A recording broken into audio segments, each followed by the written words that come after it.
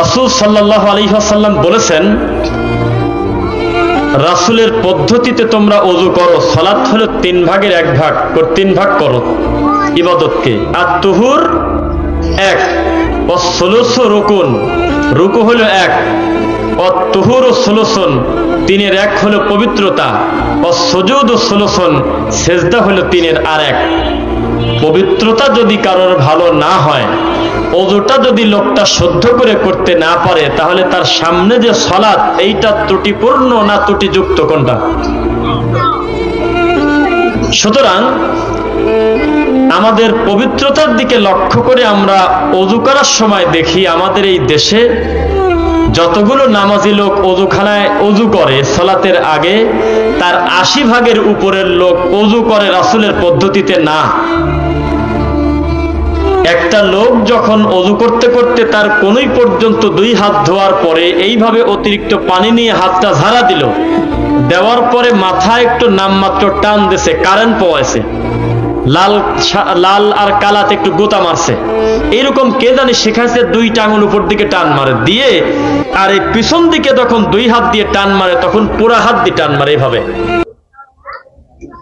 তো এটার ফজিলত আছে, এটার ফজিলত সাহাবায়ে কেরাম পায় নাই, মুহাম্মদ সাল্লাল্লাহু আলাইহি ওয়াসাল্লাম পায় নাই, কুষ্টিয়ার আমির হামজা পাইছে।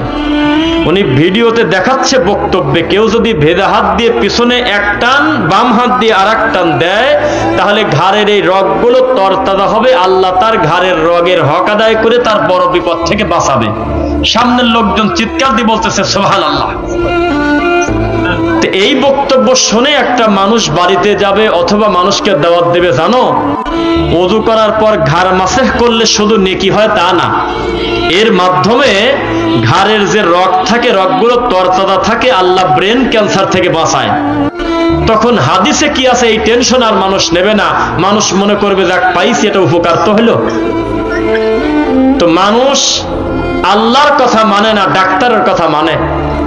মুহাম্মদ সাল্লাল্লাহু আলাইহি ওয়াসাল্লাম 1450 বছর আগে খাওয়ার পদ্ধতি বলে দিয়েছে, কিভাবে খাবে, কিভাবে খালি রাখবে। সেম কথা ডাক্তার জাহাঙ্গীর কবিরের মতো হাজার হাজার ডাক্তার বলে দিচ্ছে, কিন্তু 1450 বছর আগে বলা আছে ও কথা মানে না। মানুষ একটা পর্দায় গেলে বোঝে। মানুষ সাপকে যে পরিমাণ ভয় করে, ব্যাংকে তেলাপোকাকে, মশারিকে যে পরিমাণ ভয় করে, সেম পরিমাণ ভয় আল্লাহকে করলে এত পাপ এই মাটির উপরে হতো না। আমি যে কথা প্রথমে বলতেছি আপনাকে, আপনি যদি চ্যাট জিপিটিকে, এআই কে, গুগল কে বা যে কোনো মাধ্যমে একটু লেখেন যে কোরআনের কিছু আশ্চর্য বিজ্ঞানময় আমাকে তো দলিল দাও, দেখবেন যে শত শত রেফারেন্স ভিত্তিক যিনি দিয়ে দেবেন। কত সালে কে মুসলিম হয়েছে, কোরআনের আয়াতকে গবেষণা করে কোন কোন খ্রিস্টান মুসলিম হয়েছে, কোন কোন ডাক্তার আগে ভুল বুঝতে এখন সঠিক বোঝে, এর একটা সিরিয়াল আপনি পাবেন, লিখে রাখেন এখনই। তা আপনাদেরকে জানতে চাচ্ছি, 100টা দলিল তারা সিরিয়ালে লেখছে। নবী বলেছেন 2টি জিনিস, ইন্না হাযাইনি হারাম আলা যুকুরি উম্মতি, আমার উম্মতের পুরুষরা আমার দিকে তাকাও, আমি 2টা জিনিস চিরতরে হারাম ঘোষণা দিলাম। এক হলো ছেলে মানুষের, পুরুষ মানুষের গায়ে হাতে স্বর্ণে আংটি অথবা বালা অথবা চেন 3 মিনিটের জন্য যদি হয় তবু হারাম। নতুন জামাইকে মাইকো থেকে নামানোর পরেই ওই জামাই খুলে ওই লোকের মেয়ের গলায় দিয়েছে, তাও হারাম। 2 নাম্বার হলো রেশমি কাপড়, এই 2টা আমি হারাম করে দিলাম। সারা পৃথিবীর কোনো মাইক্রোস্কোপ যন্ত্র এটা ধরা পড়ে নাই যে রেশমি কাপড় পরলে পুরুষের কোন ক্ষতি হয়। এরপরেও আমরা জীবনে পরব না, কারণ নবী সাল্লাল্লাহু আলাইহি ওয়াসাল্লাম নিষেধ করেছে তাই। সারা পৃথিবীর ডাক্তাররা যদি বলে ওযু করার সময় যদি কেউ ঘাড়টা ভিজায় দেয় তাহলে তার ঘাড়ের রগটা তরতাজা থাকে, তাহলে তার কথাটা ওই পরিমাণ নেব, ওযু হিসাবে নেব না। অন্য সময় আমরা ভালো করে পরিষ্কার করব, ওযু করার হিসাবে আমরা এই কাজ করব না। দুনিয়াবি যদি কল্যাণ থাকেও আমরা নেব না, কারণ যে কাজে রাসূলের অনুমোদন নাই সে কাজ কোনোদিনও কল্যাণ দিতে পারে না। এরপরে দেখেন, একজন বক্তা গোটা জাতির সামনে জোরে করে বলতেছে যে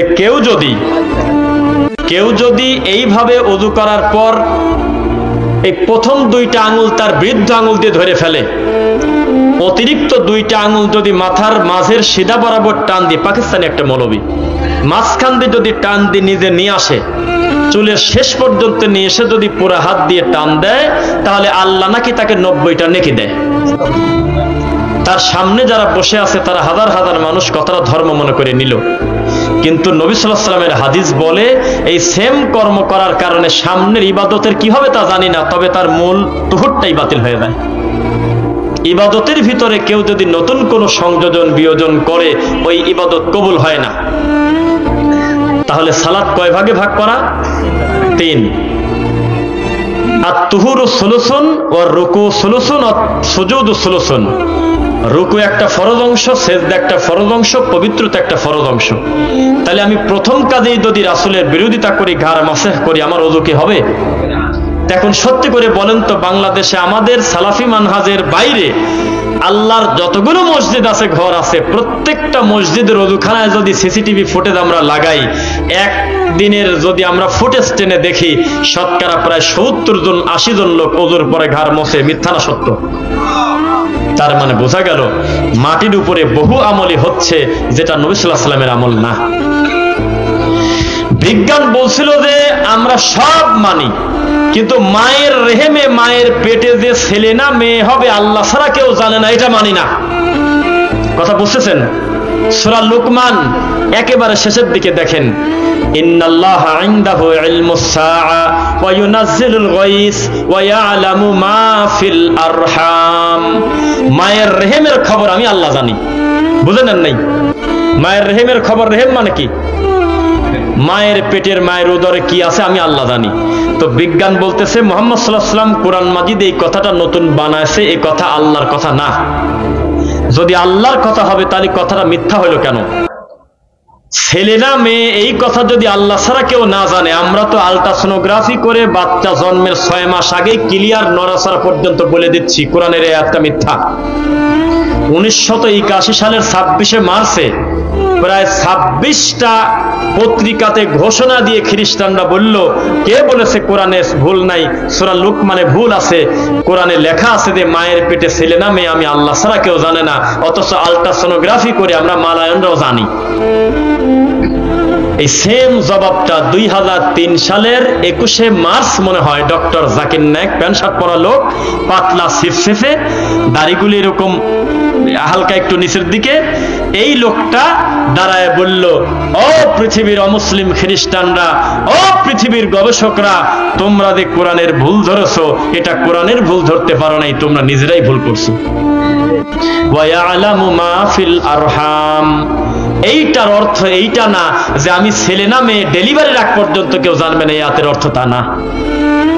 অথচ উপমহাদেশের অধিকাংশ কিতাবে আজকে থেকে 200-100 বছর আগে, সেটা হোক না ফাদাইলের সিরিয়ালের বই অথবা আপনার ওই উর্দু ফার্সির কিতাবের সিরিয়ালে লেখা, মায়ের পেটের ছেলে মেয়ের খবর আমার আল্লাহ ছাড়া কেউ জানে না।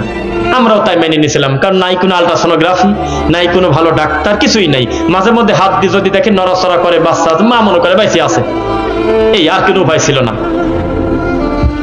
তো ডক্টর জাকির নায়েক বলল যে না, আপনারা বোঝেন নাই, আল্লাহ সুবহানাহু ওয়া তাআলা বলতেছে যে মায়ের উদরে, মায়ের রেহেমে আমি কি দেব এইটা আমি ছাড়া কেউ জানে না, কিন্তু দেওয়ার পরের খবর তো দেখে দেখে যে কেউ বলতে পারে। আগেরটা বলো, রক্তপিণ্ড থেকে বলো, বীর্য থেকে বলো, মাংস থেকে বলো, আলাকা, মুদগা, মুখাল্লাকা, এগুলি দেখে বলো। গড়া জিনিস দেখে তো যে কেউ বলতে পারে। সারা দুনিয়ার খ্রিস্টান সব ডাক্তার জমান বন্ধ। এরপর বলল যে দাঁড়ান, এইটা আপনি সারি দিলেন, আর একটা ভুল আছে ঠিক তার উপরের আয়াত, ওয়া ইউনাজ্জিলুল গায়স। বৃষ্টি কখন কোন জায়গায় দেব আমি আল্লাহ ছাড়া কেউ জানে না, এই কথা কোরআনে আছে নাকি? হাফেজ সাহেবের একটু কথা বলবেন, আছে? আমি আল্লাহ ছাড়া কেউ জানে না যে জমিনে বৃষ্টি কখন দেব। অথচ আবহাওয়াবিদরা আমরা বহু আগে বলে দিচ্ছি, আগামী মাসের 3 থেকে 11 তারিখ পর্যন্ত আবহাওয়া খারাপ এবং ঝড়ো হাওয়া বয়ে যেতে পারে। অধিকাংশ ক্ষেত্রে কথা সত্যই হয়। তাহলে কোরআন মাজিদের এই আয়াতটা মিথ্যা। তখন ডক্টর জাকির নায়েক বলল, আচ্ছা এই গবেষণা করেন কোন জায়গাতে? কয় দেখে আসমানেরতে, প্রথম আসমানে মানে আকাশের থেকে। আকাশ কয় আরে গরু, এটা তো পৃথিবী, এটা দেওয়া জিনিস, এখান থেকে আরো কত হাজার লাখ কিলোমিটার উপরে চলে গেলে আমার আল্লাহর প্রথম আসমান তা মানুষ জানে না। সুবহানাল্লাহ। এক আসমান থেকে আর এক আসমানের দূরত্ব যে কত হাজার বছরের রাস্তা তা ক্লিয়ার করে কোনো মায়ের বেটা ক্যালকুলেটর করতে পারে নাই। ওই জায়গা থেকে বাজেট হওয়ার আগে কি হবে তা বলো তো দেখি একবার। বৃষ্টি তো দিয়েই গেছে, ওই যে দেখা যাবে ওই যে কালা কালা, ও তো দাদি নানিও তো বলছে যে যেভাবে মেঘ লাগছে বৃষ্টি হবেই। এটা তো তুই দেখে দেখে বললি, এটা তো একেবারে ঘরের কাছের খবর। উপরে চলে যাও, উপরের দিকে যায় বলে মেশিন আর পারে না, মেশিন পুড়িয়ে গেছে। তখন তারা বলল, দুইটা কোরআনের আয়াত আমরা ভুল ধরেছিলাম কিন্তু টিকতে পারলাম না, আমরা 3 নাম্বার ভুল আমরা ধরে দেই। কিভাবে? ইন্নাল্লাহা ইনদাহু ইলমুস সাআহ, নিশ্চয় গায়েবের খবর কার কাছে আছে? মানে একটু পর থেকে গায়েব। এখন কথা বলতেছি আমি হাজির, ডানে সালাম ফিরছি বামে সালাম ফিরাতে পারবো কি পারবো না এটা হলো গায়েব। মুহাম্মদ সাল্লাল্লাহু আলাইহি ওয়াসাল্লাম নিজের কামালিয়াত দিয়ে কবরের নিচের খবর জানেন নাই, আল্লাহর কসম একা একা জানতে পারে নাই। জিবরাইল তাকে বলছিল কবরে আযাব হচ্ছে, খেজুর ডাল গাড়ি জানতো। তার মানে আল্লাহ বলছে তো ঠিক পাইছে। ওই একই নবী জীবনে কতবার কবরের পাশ দিয়ে গেল, কোনোদিনও ঠিক পায় নাই, কিছুই জানে নাই, তাকে জানানো হয়নি। এটা তো তার দোষ না। ইন্নাল্লাহা ইনদাহু ইলমুস সাআহ। তখন তারা বললেন, এই আয়াত যদি সত্য হয় তাহলে দিনের নবী মুহাম্মদ মিথ্যুক, নাউজুবিল্লাহ পড়েন। কেন? তো বলতেছে কবরের পাশ দিয়ে যেতে তিনি কিভাবে বুঝলো যে নিচে আযাব হচ্ছে, এটা উনি বুঝবে কিভাবে? এটা আল্লাহর বোঝার কথা। এরপরে বললেন, গায়েবের খবর কি হবে যদি আল্লাহই ভালো জানে, তো মুহাম্মদ সাল্লাল্লাহু আলাইহি ওয়াসাল্লাম যে সমস্ত ভবিষ্যৎবাণী করে গেছে মরার আগে, ওরা তো সাল্লাল্লাহু আলাইহি ওয়াসাল্লাম বলে না, খালি মুহাম্মদ বলে। উনি যে মৃত্যুর আগে গবেষণা করে গেল, একটা গবেষণা আমরা ভুল প্রমাণ করতে পারলাম না কি কামে, এটাই প্রমাণ করে যে মুহাম্মদ মিথ্যুক, নাউজুবিল্লাহ। অথচ তারা জানে না, ইন হুয়া ইল্লা ওয়াহয়ুন ইউহা, মুহাম্মদ সাল্লাল্লাহু আলাইহি ওয়াসাল্লাম ওহীর বাইরে কিছু বলেন না, এই জন্য তার মুখের কথাও ওহী। তিনি যা করেন, তিনি যা অনুমোদন দেন, তিনি যা সম্মতি দেন, তিনি যা করতে বলেন তিনি সমর্থন করেন, কিছু বলে নাই তবে চুপ ছিলেন, এটাও হাদিস। বোঝা যাচ্ছে কিনা? দলিল কি? ফজরের নামাজে জামাতে নামাজ পড়ে একটা লোক বারান্দায় এসে সুন্নাত পড়তেছে। তা আল্লাহর নবী মনে করলে এখন আবার কি নামাজ? তিনি বললেন যে তুমি কি পড়ো, এটা কিসের সালাত? তো বললো ফজরের আগে 2 রাকাত ছুটে গেছিল, পড়তে পারি নাই, তো এখন পড়তেছি। একটা কথাও নবী বলে নাই, তার মানে অনুমতি আছে। ফজর ফরজ মারিয়ে দিয়ে বারান্দায় সুন্নাত পড়ে, এরা হলো রোগী, পরে সুযোগ আছে। আপনি অকারণে নিজের প্রতি জুলুম নিচ্ছেন কেন? ফরজের মুখামুখি পৃথিবীতে কোনো ইবাদত নাই। ইযা উকিমাতিস সালাহ ফালা সালাতা ইল্লাল মাকতুবা, একবার যদি ইকামত শুরু হয় পৃথিবীর আর কোনো ইবাদত নাই। মূলটাতে ঢুকে বড়, মূল মানে ফরজ। কে কার কথা শোনে? এখন মুহাম্মদ সাল্লাল্লাহু আলাইহি ওয়াসাল্লামের পক্ষ থেকে ডক্টর জাকির নায়েক জবাব দিয়ে দিচ্ছে, জানানো জিনিস আর গায়েব থাকে না, এক কথা শেষ। যার কাছে গায়েবের খবর আছে উনি যদি কাউকে ডাকি বলে যে তুমি শোনো এই এই ঘটনা, তাহলে ওটা আর গায়েব থাকলো না, ওটা অলরেডি হাজির হয়ে গেছে। সুবহানাল্লাহ। মুসা আলাইহিস সালাম তার আব্বা আদমকে বলতেছে যে গাছের কাছে গেলেন কি কামে?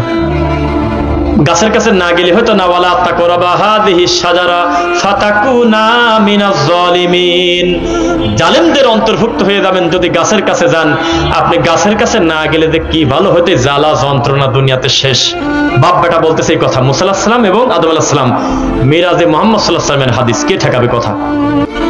বাপ বেটার বাহাস হয়েছে পৃথিবীতে, হাদিসটা মুখস্থ করে রাখেন তো সবাই। 2 বাপ বেটার বাহাস হয়েছে পৃথিবীতে, তবে বাহাসের ছেলে যেতে নাই, আব্বা জিতে গেছে। আব্বা হলে আদম আর ছেলে হলে মুসা আলাইহিস সালাম। আমরা সবাই কিন্তু আওলাদে রাসূল, আওলাদে নবী, জানেন কি? নবীর ছেলে সবাই। ইন্না খালাকনাকুম মিন যাকারি ওয়া উনসা ওয়া জাআলনাকুম শুউবান ওয়া ক্বাবাইলা লিতাআরাফু, সব মানুষকে আমি আল্লাহ 2 জনের থেকে আনছি। সে 2 জন কে? এই 2 জন থেকে আমি আনছি। তারপর কি করছি? আমি আল্লাহ গোত্র আলাদা করে দিছি, ভাষা আলাদা করে দিছি। কেন? লিক্বাবাইলা লিতাআরাফু, যাতে পরিচিত হতে পারে একে অন্যের সাথে। নরসিংদীর ভাষার একটা ভিন্ন টান আছে, পাবনার লোকের একটা ভাষার ভিন্ন টান আছে। চট্টগ্রামের ভাইয়েরা যখন তারা তাদের নিজেদের লোকের সাথে কথা বলে, তখন আপনার মনে হবে যে আপনি রোগী, মেন্টাল, আপনাকে গুরুত্বই দিচ্ছে না, আপনাকে মানুষে মনে করতেছে না, কি যে বলতেছে বোঝা যাচ্ছে না। মনে হচ্ছে ইচ্ছা করে কোনো কিছু লুকাচ্ছে, নইলে বিদেশি ভাষায় কথা বলে কেন? সিলেটে গেলেও তাই মনে হবে। তো এই যে ভাষার সৌন্দর্য, এটাকে ব্যঙ্গ বিদ্রুপ করার উপায় নাই, কেননা আল্লাহ নিজে এটা করছে। এটা কোনোভাবেই আমি রিপ্লে করবো না। কেউ ক্ষমতা থাকলে আমার কথা চ্যালেঞ্জ করেন। আবার দলিল বলি, কবাইল আলী তাআরাফু, আমি ওদেরকে আলাদা আলাদা গোত্রে করছি তাদেরকে বিচ্ছিন্ন করার জন্য না, বরং একে অন্যের সাথে পরিচিত হওয়ার জন্য। গাড়ি অ্যাক্সিডেন্ট করে তার কাছে মোবাইল নাই, মানি ব্যাগ নাই, ছবি নাই, আইডি কার্ড নাই, কিচ্ছু নাই, খালি শুধু একবার মুখ দিয়ে 1 মিনিটের জন্য একটু কথা বলছে, তাতে লোকজন বুঝে গেছে টানটা যশোরের দিকের টান, এই টানটা নোয়াখালীর টান, আন্দাজ করে ফেলছে, বুঝে ফেলছে। এই ভাষা একটা নিয়ামত আল্লাহর, এইটা কারোর ইচ্ছার পক্ষে না, বিরুদ্ধেও না, আল্লাহ দিয়ে দিয়েছে, আলহামদুলিল্লাহ। ইন্না আকরামাকুম ইনদাল্লাহি আতকাকুম। এরপরে কে কতখানি লম্বা, কে কতখানি খাটো দাড়ি, কত বড় লম্বা টুপি, কত বড় লম্বা, এইটার ভিত্তিতে আমি আল্লাহ মুত্তাকি বিচার করব না। আমি বিচার করব কে কত বেশি আল্লাহকে ভয় করে। তো যাই হোক, মূল কথা যেখানে ছিলাম সেখানে থাকি। আব্বা গাছের কাছে গেলেন কি কামে? কে কাকে বলে কোন তো? আরে কি বলেন, আদম আলাইহিস সালাম বলবে কেন? হ্যাঁ, মুসা আলাইহিস সালাম বলতেছে তার আব্বা আদম আলাইহিস সালামকে যে আব্বা গাছের কাছে গেলেন কি কামে? তখন আদম আলাইহিস সালাম মুখ দিয়ে 2টা কথা বলছিল। এই 2টা কথা যদি কেউ মনে রাখে, মরা পর্যন্ত আকীদা মানহাজ যাদের বিশুদ্ধ, জীবনেও কোনোদিন এক ভাই এক ভাগে ব্যঙ্গ করতে পারবে না, দুনিয়াবি ভুল থাকলেও ব্যঙ্গ করতে পারবে না, কোনোদিনও একালে মারা কালেমের বিরুদ্ধে বলবে না। এক, ভুলের খোঁটা দিচ্ছ কি কারণে? তুমি কি তাওরাতে পড়ো নাই যে আমার আল্লাহ এই ভুল আমাকে আগেই ক্ষমা করে দিয়েছে? সুবহানাল্লাহ, বুঝতেছেন না? বাপ ছেলেকে বলতেছে, বাজান আমার এই ভুল যে আগেই ক্ষমা হয়ে গেছে, তুমি কি তাওরাতে পড়ো নাই? তো ভুল ক্ষমা হয়েছে, তুমি আবার নতুন করে খোঁটা দাও কে? 2, বেটা এটা আমার তাকদীর ছিল। তাকদীরে বিশ্বাস করেন আপনারা? এটা কি ছিল? এই 2টা কথার ওজন কিছু লোক বলছে, বাকি লোক বোঝেন নাই। 1 নাম্বার, আমার এই গাছের কাছে যাওয়াটা ভুল ছিল নিঃসন্দেহে, তবে এই ভুলটা যে ক্ষমা হয়ে গেছে মেলা আগে, তুমি তাওরাতে পড়ো নাই। আর এই ভুলটা আমার তাকদীর ছিল বেটা, আমি মেনে নিছি। আপনারা কি পারবেন তা? কিসের পারা? ছেলে ছোট মানুষ হোঁচট খেয়ে পড়ে গেছে, আবার একটা কিল মারে, কয় দেখে চলতে পারিস না। সারা দিন দেখে চলতে গেলেও টাকের নিচে পড়ে মরবেই, যদি বাজেটে টাকের নিচে পড়ে মরা থাকে। কি কোন আপনি? বুঝলাম না। সতর্কতা আপনার কাজ, কিন্তু মালাকুল মউতের কর্ম আপনি ঠেকা পারবেন কিভাবে? এটা হয়েই যাবে। তখন আপনাকে বলতে হবে, আল্লাহ 30 বছর পর একটা ছেলে দিচ্ছেন, তারপরেও নিয়ে গেলেন, এরপরেও আমি কাঁদবো না, আমি বুঝবো এটা আমার তাকদীরে ছিল, আমি বিশ্বাস করে নিলাম। বোঝেন না মনে হয়? 90 বছর বয়সে ছেলে দেওয়ার পরে যদি তাকে আল্লাহর রাস্তায় দিতে বলেন, তাহলে আমার আর কি হবে? আমি আপনার সিদ্ধান্ত মেনে নিলাম। আর যদি মনে করেন ওরে আমার ছেলে চলে গেল রে, জামা ছিঁড়ে ফেললেন, কপালে কামড় দিলেন, উল্টে উল্টে পড়লেন, চুল টান দিলেন, আরবিতে এটাকে বলা হয় নিহা, মানে বিলাপ করা। কেউ যদি বিলাপ করে, উল্টে উল্টে পড়ে, এই লোকটার এই কারণে কবরে আযাব দেওয়া হবে, পরে নাউজুবিল্লাহ।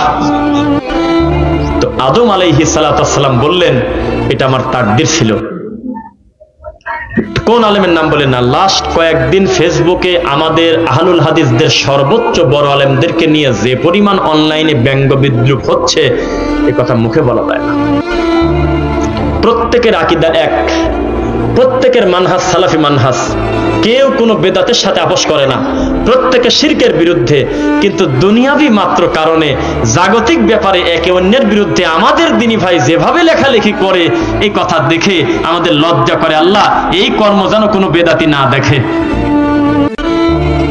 আজকেও দেখলাম, নাম বলেন না, বাংলাদেশে প্রথম সিরিয়ালের যদি 5 জন করেন আছে, 4 জন করেন তার ভিতরে আছে, 3 জন করেন তার ভিতরে আছে, তাকে সমালোচনা করতেছে এক ল্যাংটা,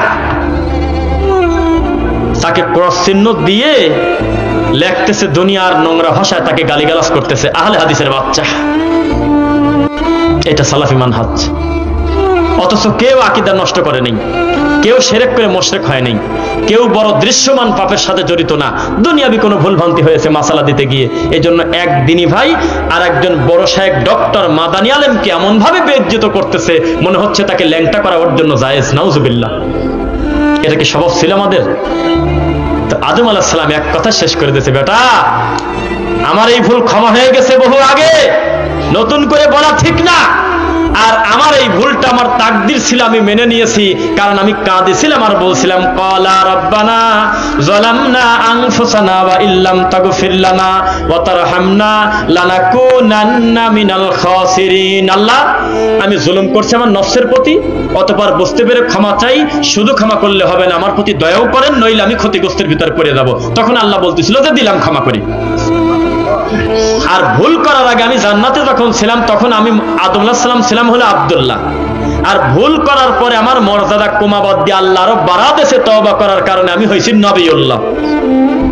কি মিথ্যা বলতেছে নাকি? কেউ একটু বলেন, এখানে দুনিয়ার আলেম ওলামা আমি খুব ভালো করে জানি। ভুল করার আগে আদম আলাইহিস সালাম ছিলেন জান্নাতের অধিবাসী, তিনি ছিলেন আব্দুল্লাহ। আর ভুল করার পরে তওবা করে মর্যাদা কমাবাদ দিয়ে বাড়িয়ে দেওয়া হয়ে গেছে নবিউল্লাহ, আল্লাহর নবী। সুবহানাল্লাহ। তাহলে আপনারা কোনো ভুল ভ্রান্তি করেন না? না, জীবনে অন্যায় হয় না নাকি? অন্যায় হওয়ার পর খালি বলেছেন ইল্লা মান তাবা ওয়া আমানা ওয়া আমিলা আমালান লাইসা আলাইহি আমরুনা ইউবাদদিলুল্লাহু সাইয়্যাতিহিম হাসানাত। একবার বলেছেন আল্লাহ, এই যে ভুলটা আমি করলাম, আমি বুঝছি, স্বীকারও করে নিলাম এটা ভুল, তবে আমার মরা পর্যন্ত এই ভুল আমি আর দ্বিতীয়বার কোনোদিন করব না। এই কথা বলেই যদি মরে যান, অতীতের সব ভুলকে আল্লাহ নেকি দিয়ে পরিবর্তন করে দিয়েছে। কিছু আমল কি পাচ্ছেন আপনারা? বোঝা যাচ্ছে? রাসূল সাল্লাল্লাহু আলাইহি ওয়াসাল্লাম বললেন, আমার উম্মতের হায়াতের সংখ্যা নিয়ে আমার কোনো আফসোস নাই, কোনো আফসোস নাই। কেন? বিচারের মাঠে আমি মুহাম্মদ সাল্লাল্লাহু আলাইহি ওয়াসাল্লাম, সবাই তাকান আমার দিকে, আমি নবী সাল্লাল্লাহু আলাইহি ওয়াসাল্লাম, আমাকে হাউজে কাউসারের পাশে আমার আল্লাহ দাঁড় করাবেন। আমার একদল উম্মতকে আমার পাশ দিয়ে নিয়ে যাওয়া হবে, ঘাট ধরে ঘুরিয়ে নিয়ে যাওয়া হবে। আমি বললাম যে ইন্না তো আমার উম্মত। সাহাবা তখন ফেরেশতারা বলবেন, আমরা কোনোদিন অস্বীকার করি নাই যে এটা আপনার উম্মত না, অবশ্যই আপনার উম্মত, এরপরেও আপনার কাছ থেকে পানি খেতে দেব না, কারণ তারা আপনার মরার পরে লিমান বাদদালা দিনে হাত দিয়েছে। কোথায় হাত দিয়েছে বলেন? দিনে হাত দিয়েছে। কেউ বলেনি যে ডাকাতি করছে, চুরি করছে, মানুষের মাথায় বাড়ি দিয়েছে, গালি দিয়েছে, অমকের পিঠের পর চাবুক মারছে, তারপরে অমককে এটা করছে, কিচ্ছু না, একটা পাপ। দিনে হাত দিল কেন? দিনে হাত দিয়েছে কি কারণে? এটা তার পাপ। শরীয়তের ব্যাপারে সে কটু কথা বলছে কেন? শরীয়ত তার নিজের মন মতো চালাইছে কেন? লিমান বাদদালা দিনই, দিন পরিবর্তন করছে, পানি খাওয়ার আলোচনাই নাই। দুই, বিচারের মাঠে আমি নবী তাকায় দেখবো যে কাপড় পরা লোক নাই। ইব্রাহিম আলাইহিস সালামকে আল্লাহ ভালোবেসে সম্মান দিয়ে কাপড় দিয়েছেন ঠিক, তবে বাকি লোকের কাপড় নাই, কাপড় খুঁজে পাওয়া যাচ্ছে না। মানুষের পরিস্থিতি এত কঠিন যে যত বড় অন্যায় করেছে তার গায়ের ঘাম তত বড় হয়ে গেছে, পিছনে বড় পতাকা ঝুলাই দিয়েছে। এত বড় বিভীষিকাময় অবস্থায় যে মা কোন জায়গা ছেড়ে কোন জায়গা দেখার উপায় নেই। ইয়াউমা ইয়াফিরুল মারউ মিন আখি, মায়ের পেটের ভাই দেখেই মারতেছে দৌড়, যদি কিছু চায় বসে। ওয়া উম্মিহি ওয়া আবি, বাপ আর মা কথাই কয় না। ওয়া সাহিবাতিহি ওয়া বানি, সন্তান সন্ততি স্ত্রী কথাই কয় না, কেউ দায়িত্ব নিতে চায় না। এমন পরিস্থিতিতে আমি দেখব যে দুইজন লোক, কয়জন বলেন আমার সাথে? একজন সামনে, একজন পিছনে। আমি বললাম যে মান হাজা, এরা কারা? এরা কারা? তো বলা হবে যে সামনের লোকটা নবী, পিছনের লোকটা হলো নবীর সাহাবী। রাসূল বলবেন সুবহানাল্লাহ, মানে আশ্চর্য হলেন। আমাদের দেশে তো আশ্চর্য হলে সুবহানাল্লাহ কয় না। কেউ যদি পায়ে হোঁচট খায়, কোনো খারাপ সংবাদ শোনেন অথবা এটা কিছু হয়ে গেল, তখন বলবেন সুবহানাল্লাহ, ইন্না লিল্লাহ, এই কথা বলবেন। কিন্তু আমাদের দেশে যদি কেউ সুবহানাল্লাহ পড়ে আর কেউ যদি পড়ে যায়, দৃশ্য দেখে, তাহলে উঠে সে তাকে মারবে। দাবি পড়ে গেছি, তুমি সুবহানাল্লাহ কও। জি না, সুবহানাল্লাহ মানে আশ্চর্য। মেরাজের ঘটনা আশ্চর্য নাকি বলেন তো? আল্লাহ শুরুই করতেছে সুবহানাল্লাযী আসরা বিআবদিহি, সুবহান নিদেই বলতেছে আল্লাহ, মহাপবিত্র আল্লাহ। তো নবী বললেন সুবহানাল্লাহ। একটা নবী, অথচ তার সারা জীবনের দাওয়াতের ফল একজন। একটু পরে নবীর সামনে পেশ করা হবে চারজনকে, বলা হবে এরা কারা? বলবে সামনের লোকটা নবী, পিছনের তিনজন তার উম্মত। নবী আল্লাহকে বলবে, আল্লাহ কি দৃশ্য দেখতেছি আমি, মাত্র তিনজন লাইনে আছে, এরপরে দুইজন। এরপরে নবী সাল্লাল্লাহু আলাইহি ওয়াসাল্লাম বলবেন, আমি একজনকে দেখবো লাইসা মা হুয়া আহাদ, একটাও নাই, একা একা হেঁটে যাচ্ছে। আমি নবী ভীত সন্ত্রস্ত হয়ে জিজ্ঞাসা করব, সুবহানাল্লাহ, এটা কিভাবে সম্ভব? একটা মানুষ সারাটা জীবন কালেমার দাওয়াত দিল, উনি ছাড়া কোনো কথাই শোনে নাই কেউ। তখন বলা হবে, আপনার আশ্চর্য লাগলে ঘটনা সত্য, উনি একটা জামানার পয়গম্বর ছিল। কিন্তু তার কথা কেউ শোনে নাই, দাওয়াত দিয়েছে। নবী সাল্লাল্লাহু আলাইহি ওয়াসাল্লামকে তার সামনে পেশ করা হবে, এমন একটা দল, রাসূল বলবেন আমি ডানে দেখতেছি বামে দেখা যাচ্ছে না, বলা হবে যে এরা কারা, আর ভিতরে ভিতরে আশা করবে এটা মনে হয় আমি নবী সাল্লাল্লাহু আলাইহি ওয়াসাল্লামের উম্মত। একটু পরে ফেরেশতারা নাকচ করে দিয়ে বলবে এটা আপনার উম্মত না, এটা হলো মুসা নবীর উম্মত। তখন নবী সাল্লাল্লাহু আলাইহি ওয়াসাল্লাম মেনে নেবেন আর বলবেন তাহলে আমার উম্মতের পরিস্থিতি আমাকে কখন দেখানো হবে? একটু পরে এমন একটা সারি নবীকে দেখানো হবে যার এক পাশ দেখা যায় আর এক পাশ দেখা যায় না, যার মাশরিক দেখা যায় মাগরিব দেখা যায় না, যার পূর্ব দেখা যায় পশ্চিম দেখা যায় না, মাথা আর মাথা বলা হবে যে হাযা উম্মতি মুহাম্মাদি সাল্লাল্লাহু আলাইহি ওয়াসাল্লাম, এরা সব আপনার উম্মত। ওর ভিতর থেকে ৭০,০০০ কিন্তু আগে সরা ফেলবে, আবার মনে রাখেন কাতার আলাদা করে দিবি একবারে, ৭০,০০০ আগে তাড়াতাড়ি সরা সাইড করো আগে। কারা বলেন তো? তারা যারা কোনো কুলক্ষণে বিশ্বাস করে নাই, যারা ওই শনিবার রবিবার শুক্রবার মঙ্গল দশা রবিবার এ কোন দিনে বাড়ালি রে, এ বিড়াল রাস্তা ডিস্টার্ব করে, ওই যে টিকটিকি খোঁচা মারেছে এটা, তারপরে বউকে পিছনে তিন ডাকে রে, তাবিজ গেল কোন জায়গা, সেজন্যই তো বাচ্চা বমি করে, মরাবাড়ি বালা নিয়ে যাস না, এইরকম কুলক্ষণে যারা বিশ্বাস করে এই বেজাতের কোনোদিন ওই কাতারে ঢুকতে দেওয়া হবে না, বিনা হিসাবে ৭০,০০০ আগে সিরিয়াল আলাদা। এরপরে আর একটা খারাপ একটা দৃশ্য আসবে, এইটা শুনে প্রত্যেক লোকের মাথা নিচের দিকে হওয়া উচিত, আমারও ভয় লাগতেছে। সেটা কি?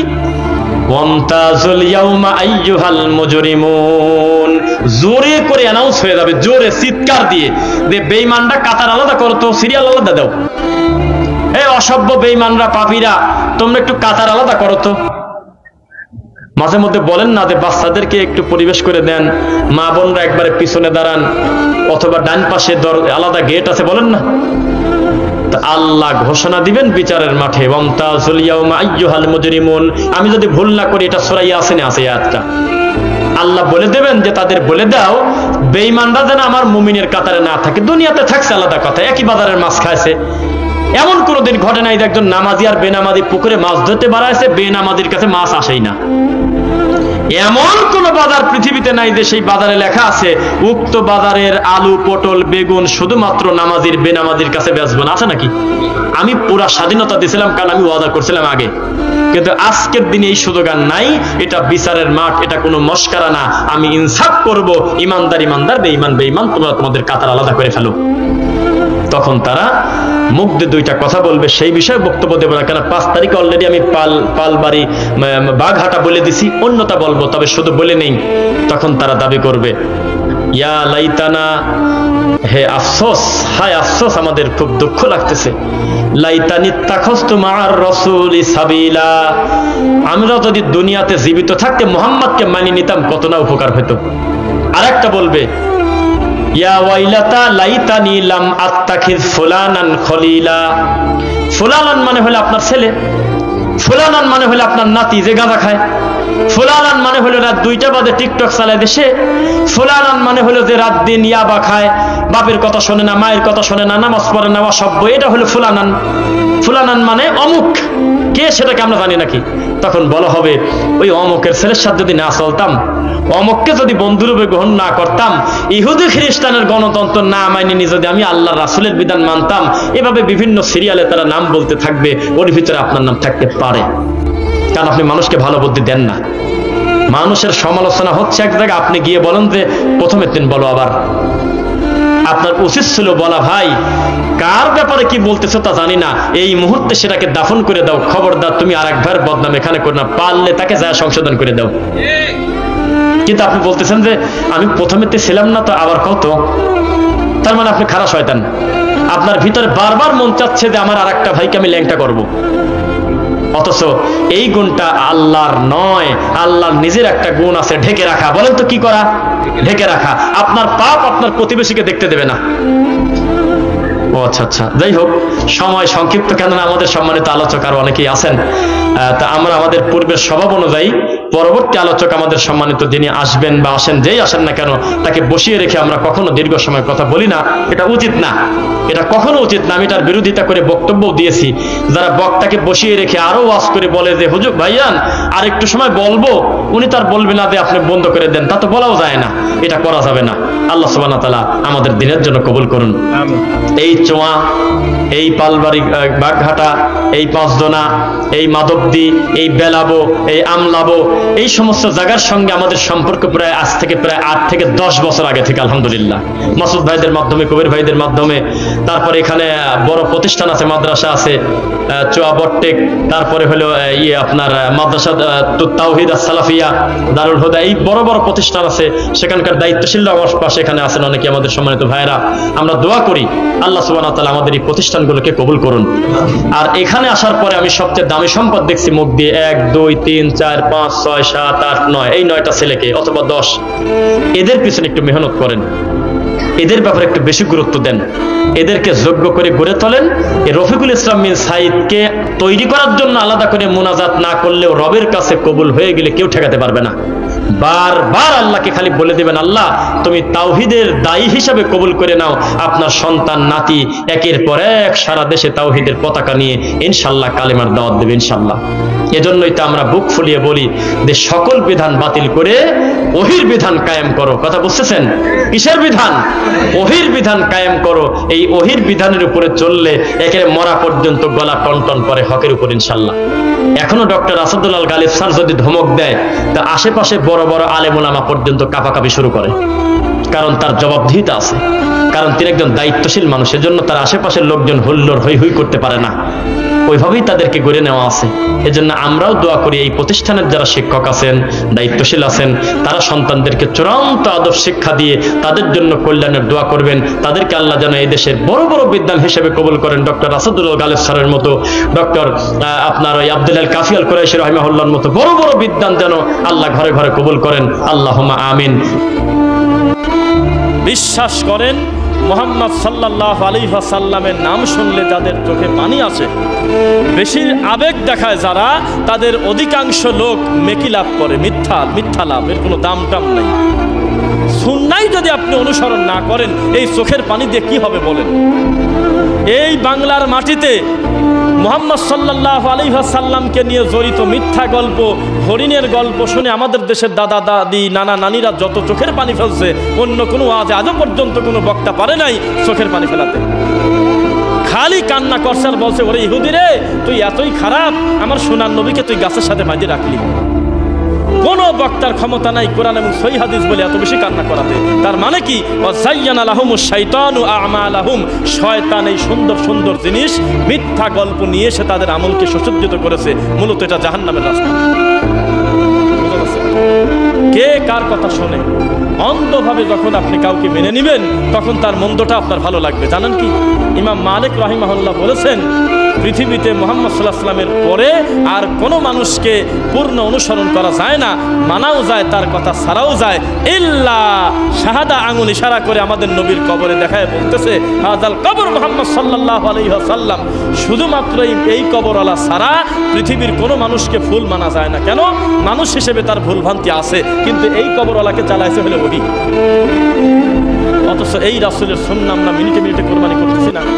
এটা কমন কথা, এটা বেলজ্জাতি না হলে কি চলন্ত সুন্নাহ, একেবারে কোনো সন্দেহাতীত মুতাওয়াজ্জির পর্যায়ের একটা মুহাদ্দিস জীবনে দাবি করে নাই যে ফরজ সালাতের পরে মুনাজাত করার হাদিস আছে, কোনো লোকের মাথায় আসে নাই।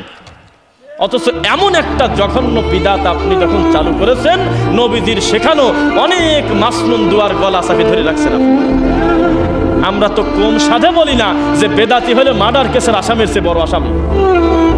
একটা বিদাতি সে চোরের চাই খারাপ, ডাকাতের চাইতে খারাপ। কেন?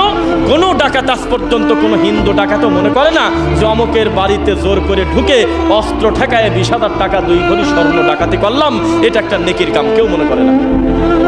কোনো খ্রিস্টানও কারোর মাথার উপরে বাড়ি দিয়ে মনে করে না যে আমি নিরপরাধী একটা লোককে মাথায় বাড়ি দিয়ে খুব নেকির কাজ করলাম, কেউ মনে করে না।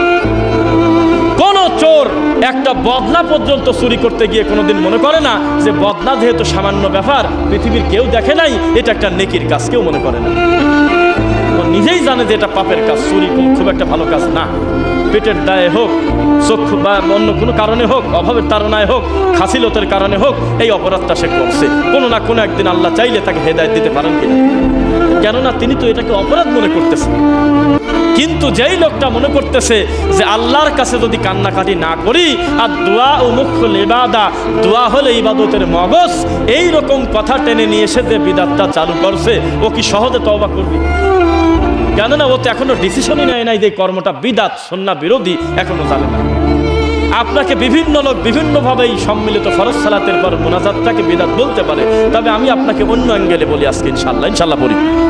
আমি বলি কোনটা শোনেন, আপনি বিদআত করে যে এক পাপী হয়েছেন তা কিন্তু না। আপনি বিদআত করে তো পাপী হয়েছেনই, পাশাপাশি অন্তত 15টা 20টা 30টা নবীজির শেখানো মাসনুন দুয়ার গলা চাপ দিয়ে ধরে সুন্নাহকে কুরবানি করার অপরাধে আপনি অপরাধী। কেননা ফরজ সালাতের পর ডানে বামে সালাম ফেরানোর পর শুধুমাত্র একটা মুনাজাত কত ক্ষতি করে আপনি এখনো জানেনই না। কেন? 40 বছর একটা মুরব্বী মানুষ আল্লাহকে সেজদা দিল, ডানে বামে সালাম ফেরানোর পর মুনাজাত ছাড়া আরো কিছু করা যায়, লোকটা জানতেই পারলো না, কবরে চলে গেল। এর পূর্ণ দায় হলো ইমাম সাহেবের, যে নবীদের এই সত্য কথাটা গোপন রাখছে। বুঝা যাচ্ছে? তার মানে আপনি যদি মুনাজাতটাকে নেকি মনে করেন, তাহলে নবীদের সুন্নাহকে বোঝা মনে করলেন না। যেই নবী মুহাম্মদ সাল্লাল্লাহু আলাইহি ওয়াসাল্লাম 1450 বছর আগে একটা দোয়া পড়েছিলেন, তাই তো আপনি এখনো পেশাব পায়খানায় যাওয়ার সময় পড়েন, আল্লাহুম্মা ইন্নী আউযু বিকা মিনাল খুবুসি ওয়াল খাবাইস। বলেন কি? যেই নবী মুহাম্মদ সাল্লাল্লাহু আলাইহি ওয়াসাল্লাম তিনি আল্লাহর ঘরে ঢোকার সময় পড়েছিলেন, আল্লাহুম্মা আফতাহলি আবওয়াবা রাহমাতিক। আপনি এখনো পড়েন আর দরুদ পড়েন কিনা? যেই নবী 1450 বছর আগে কি যেন পড়েছিল, আপনিও ওযু করার শেষে বলেন, লজ্জাস্থান বরাবর পানি ছিটায়ে, আশহাদু আল্লা ইলাহা ইল্লাল্লাহ ওয়াহদাহু লা শারীকা লা ওয়া আশহাদু আন্না মুহাম্মাদান আবদুহু ওয়া রাসূলুহু আল্লাহুম্মা জাআলনি মিনাত তাওয়াবিন ওয়া জাআলনি মিনাল মুতাতাহহিরিন। আপনিও তাই পড়েন। কোন কাজে নবীর নির্দেশনা নাই নাম করেন? কর্ম ভালো, কিন্তু সেই কাজে রাসূলের সিগনেচার লাগে না, এমন কোন আমল আছে নাম বলেন? পৃথিবীর সমস্ত বিশুদ্ধ হাদিসের গ্রন্থে একটা অধ্যায় আছে, একটা বাব আছে, তার নাম হইল বাবু যিকরি বা'দা সালাহ। সালাতের পরের অধ্যায় আছে কিনা? এই অধ্যায়ের ভিতরে আপনার হুজুরের এই ফরজ মুনাজাতের কান্নাকাটি ছাড়া সব আছে। বুঝা যাচ্ছে? সুবহানাল্লাহ কে পড়ে? আস্তাগফিরুল্লাহ 3 বার কে পড়ে? আল্লাহুম্মা আনতাস সালাম কে পড়ে? আল্লাহু লা ইলাহা ইল্লা হুয়াল হাইয়ুল কাইয়্যুম পড়েটাকে? এক মুনাজাতে তো সব নষ্ট করে দিলেন। আজকে আমরা একটু ব্যাখ্যায় বলি। হুজুর মনে করছে মুনাজাতে কত কিছু চাওয়া যায়, মুনাজাতে শয়তানি করা যায়, আর কিছুই করা যায় না। আমার কি দরকার আপনি জানেন নাকি? এই যে কয়দিন আগে প্রমাণ পেলাম, একটা হুজুর মুনাজাতে বলতেছে আল্লাহুম্মা হাওয়ালাইনা ওয়ালা আলাইনা। কেরে তোর বৃষ্টি কই, ম্যাগি কই? বৃষ্টি থামানোর দোয়া পড়তেছে, মিলাতে যায়, খয়রাতে যায় আসেনি। তার মানে ও হ্যাঁ বৃষ্টির দোয়া, এখন ও মুখস্থ করে নিয়েছে কয়েকটা দোয়া, ওইটাই খালি টানে চলে যাচ্ছে। মুসল্লি করে অর্থ বোঝে, মুসল্লি মনে করছে আমার কাম হলে একেবারে হাওলা করে দিছি, আমিন আমিন আমিন বলা। এটা ফাজলামো করতেছেন না আপনি? প্রত্যেকে তার নিজ গতিতে সেজদায় যদি আল্লাহকে বলতো, আল্লাহ আমার এই অভাবটা তুমি পূরণ করো গো আল্লাহ, শুনতো না? মনে হয় শুনতো না? নাকি বহু মানুষ মিলে এক জায়গায় আল্লাহকে একটা প্রেসারে ফেলতে চাচ্ছেন যে আল্লাহ লোক বেশি আছে, যেভাবে হোক ক্ষমা করতে আপনি বাধ্য। এইটা নাউজুবিল্লাহ। আমরা তো জানি যে কোনো একটা ভালো নেতাকে মন জয় করতে গেলে, জালসার জন্য 1 লাখ টাকা চাঁদা চাইতে গেলে, স্কুল কলেজের একটা উন্নতির জন্য একটা ভালো কিছু চাইতে গেলে একা দাম দিবে না। এই জন্য গ্রামের বিভিন্ন গুরুত্বপূর্ণ লোককে নিয়ে সরাসরি তার ঘরে চলে গেলে চোখ খোলার দায় হলেও বলে, এতগুলো মানুষের ভিতরে আমি না বলি কিভাবে? কেননা প্রত্যেকের কাছে অন্তত 2-4 হাজার ভোট আছে। এখন এই লোকদেরকে ইগনোর করা, এই লোকদেরকে যদি আমি ইনসাল্ট করি, তাহলে এই প্রভাবটা পড়বে গোটা সমাজের উপরে। তো এইরকম আপনি কি আল্লাহকে প্রেসারে ফেলতে চাচ্ছেন না? বুঝলাম। আপনি নতুন বাড়িতে উঠবেন তা আল্লাহর কি? আপনি কোন জায়গা কোন লোক মূল্য এই খয়রাতে চিন্তা নিয়ে আল্লাহ আছে? কোন কোন কর্মে নেকি, কোন কোন কর্ম করলে মানুষের কল্যাণ হয়, এটা তো 1450 বছর আগে বলছেই, আলাদা করে কি আর বলার দরকার আছে? আপনি এখন সবাই মিলে জোর করে ক্ষমা নিতে চাচ্ছেন কেন? এর নাম হলো বিদআত। এর নাম কি? বিদআত। একটা বিদআত কত ক্ষতি করে? বিদআত করে তো পাপী হচ্ছেনই, ওই জায়গায় নবীদের সুন্নাতের জায়গা হলো না আপনার শয়তানি বিদআতের কারণে। আর আমাদের দেশের এই সমস্ত বিদআত পুষে রাখছে ঠান্ডা হুজুররা। নাম বলেন কি? এই ঘুমাচ্ছেন নাকি? বুঝলেন? ঠান্ডা হুজুর যারা বলতেছে ফিতনা হবে নি, এসব নিয়ে বাড়াবাড়ি করা লাগে না, এসব জিনিস একটু স্বাভাবিক করে বলা লাগে। তোমার মতো ঠান্ডা হুজুর যদি হয়তো আল্লাহ রাসূল, তাহলে মক্কা ছেড়ে মদিনাতে হিজরত করতে হয় না। তাহলে আবু জেহেলও খুশি হতো, মুহাম্মদ সাল্লাল্লাহু আলাইহি ওয়াসাল্লাম উদ্ভব খুশি হতো, সবাই বলতো যে যাক একেবারে নরম মানুষ রে, এ পূজা করলেও কিছু কয় না, এ সেজদা দিলেও কিছু কয় না। এটা মুহাম্মাদের শরীয়ত। এটা এমন না তুমি আমার বিনা কারণে মুখের উপর থাপড়াবে, আমার ছেলেকে মেরে দিবে, আর আমি বললাম যে যা যা হবার হয়েছে। জি না, কিসাস মান কাতালা নাফসাম বিগাইরি নাফসিন আও ফাসাদিন ফিল আরদ ফাকান্নামা কাতালান নাস জামিআ। একজন নিরপরাধ মানুষকে যদি কেউ হত্যা করে, সে যেন তাম পৃথিবীর সব মানুষকে হত্যা করলো। এটা মুহাম্মাদের শরীয়ত, তামাশা করার জায়গা না।